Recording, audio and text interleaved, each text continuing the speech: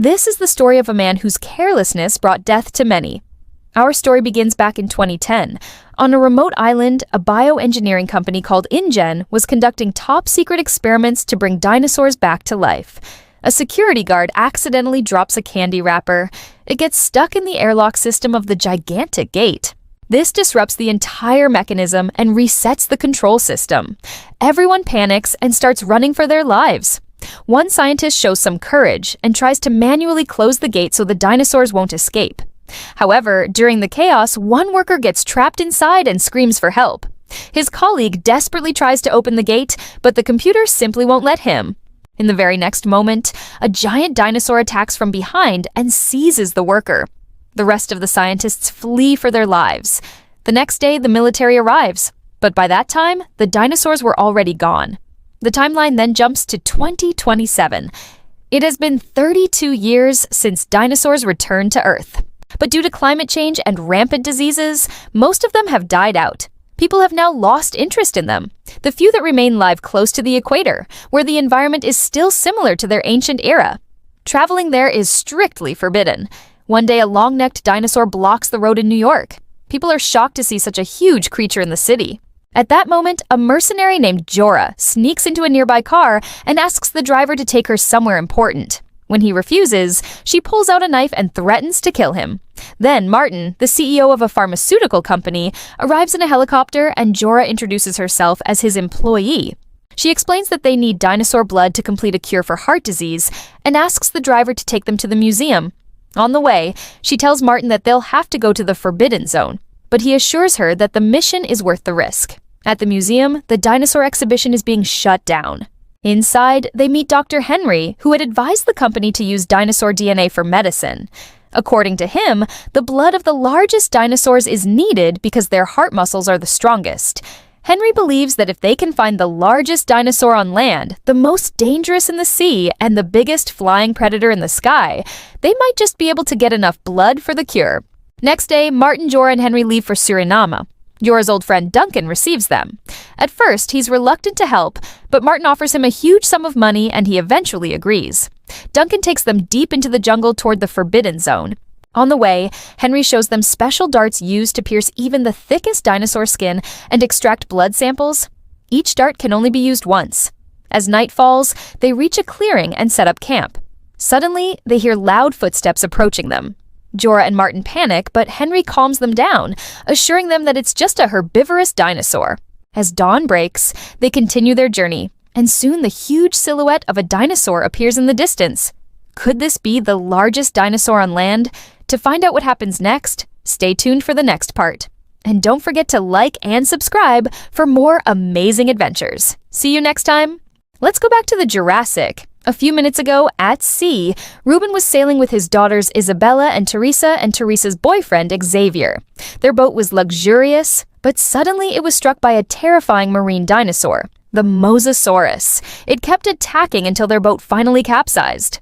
Luckily, they survived. Underwater, Xavier saw the Mosasaurus up close and made it back to the overturned vessel. Barely alive, the four cried out for help. Meanwhile, the next morning, Henry's team heard their distress signal over the radio. Jorah insisted they must help, so Duncan turned the boat around. They managed to rescue Ruben and his family, but Jorah began to wonder why would a Mosasaurus attack a random boat? She remembered that the last time they visited Isla Nublar, a research team had found evidence that some species from the Jurassic period had started living together.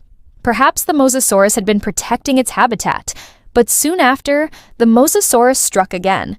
This time it wasn't alone. Several Spinosauruses attacked the boat. Henry was shocked. These species had started living together, and not just peacefully. They were hunting together. Right before his eyes, Bobby, the security chief, was killed. Jorah managed to dart one of them and collect a blood sample. They needed to get away, so they directed the boat towards some rocky cliffs. But when the boat crashed, it was badly wrecked. Everyone swam to shore with whatever supplies they could carry. On the beach, a Spinosaurus attacked again. It seized Nina, the co-pilot, and killed her. Just when it was about to strike again, Martin revealed that the island was full of bizarre creatures due to InGen's old experiments. They had created a lot of problems for themselves by trying to correct their mistakes. He believed there was a way to fix things. Jorah cut through the jungle fence and told everyone about the rescue plan. A helicopter would arrive at sunset the next day, but would wait for only 2 minutes. They must complete the mission before then. In the meantime, they needed food and water.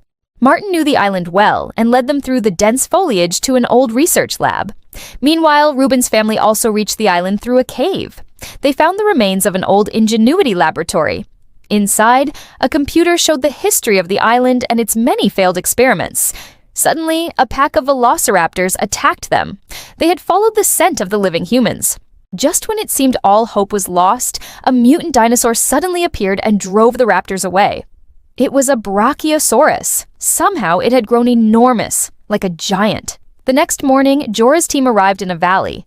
There, they witnessed a herd of titanosaurs. Jorah seized the chance and used a dart to extract a blood sample. But Henry was growing emotional.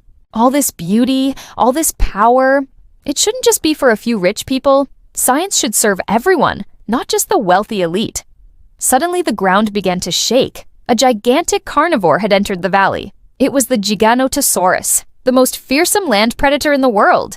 The Giganotosaurus charged.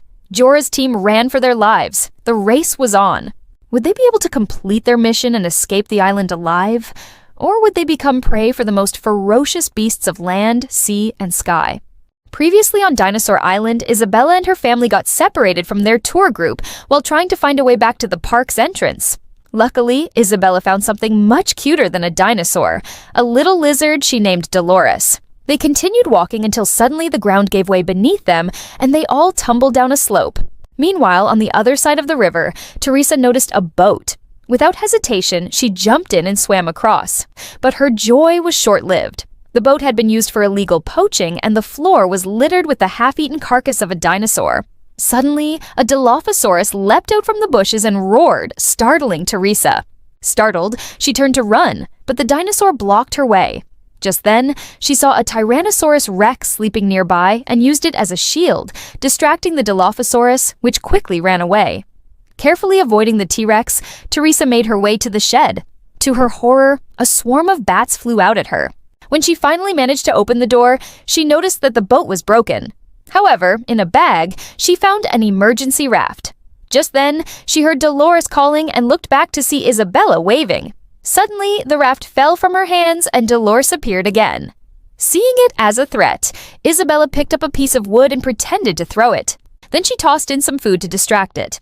Meanwhile, Teresa returned to the river and waded in to grab the raft. Suddenly, she heard a faint voice that seemed to warn her not to open it, but she couldn't make out the words. With the raft in her hands, she finally understood.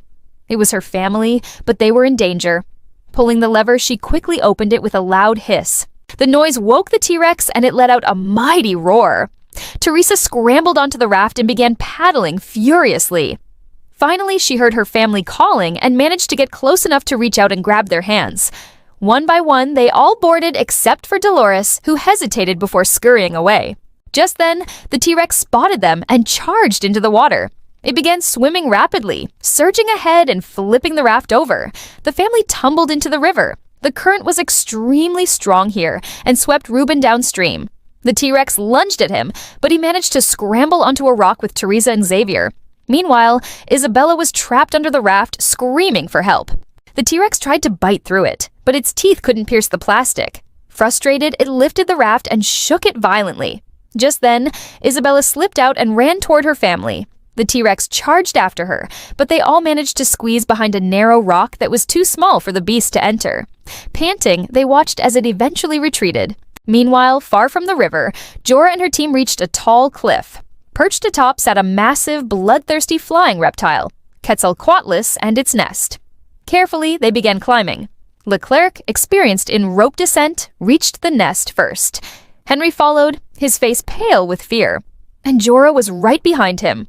Suddenly, Henry's rope slipped and he started to fall. Duncan reacted quickly, grabbing Henry's harness just in time. With both men dangling from the rope, they slowly descended.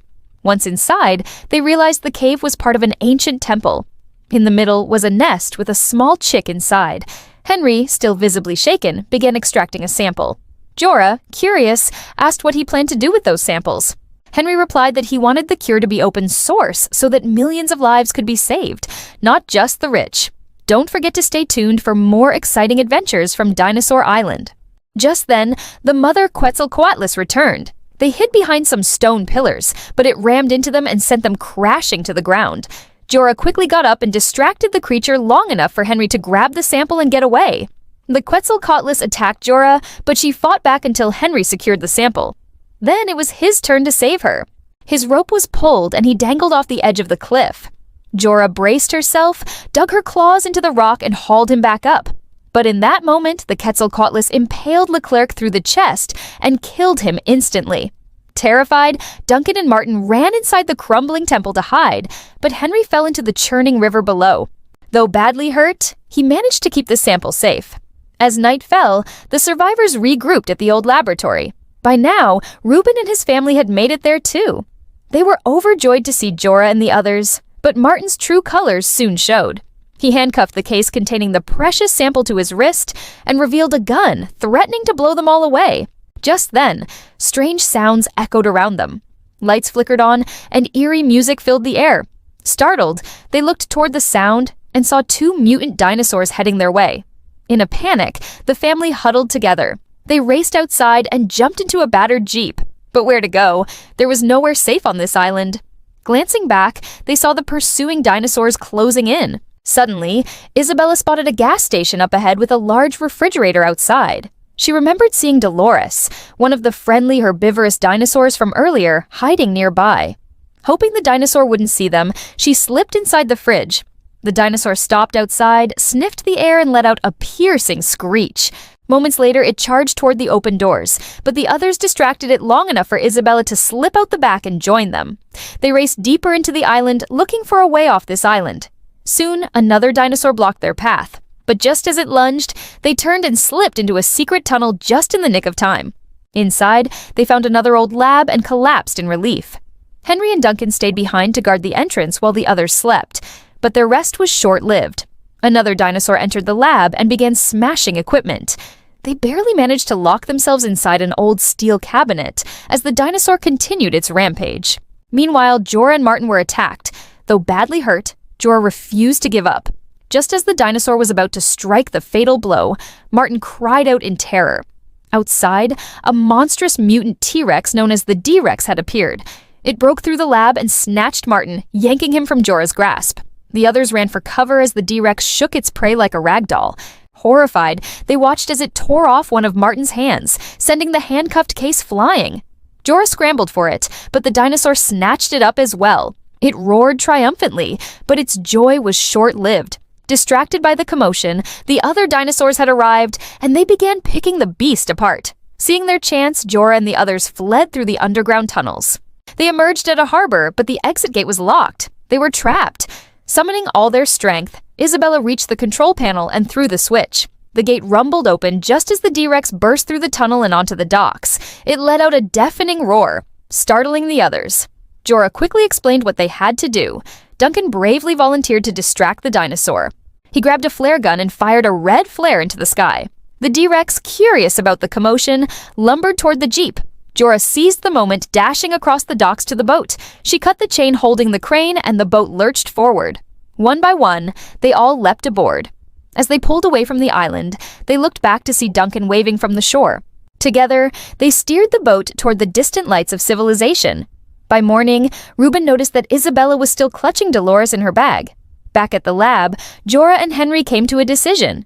They would share the precious sample with all of humanity so that everyone could benefit from it. And with that final shot, the screen faded to black, leaving audiences with a sense of hope and wonder.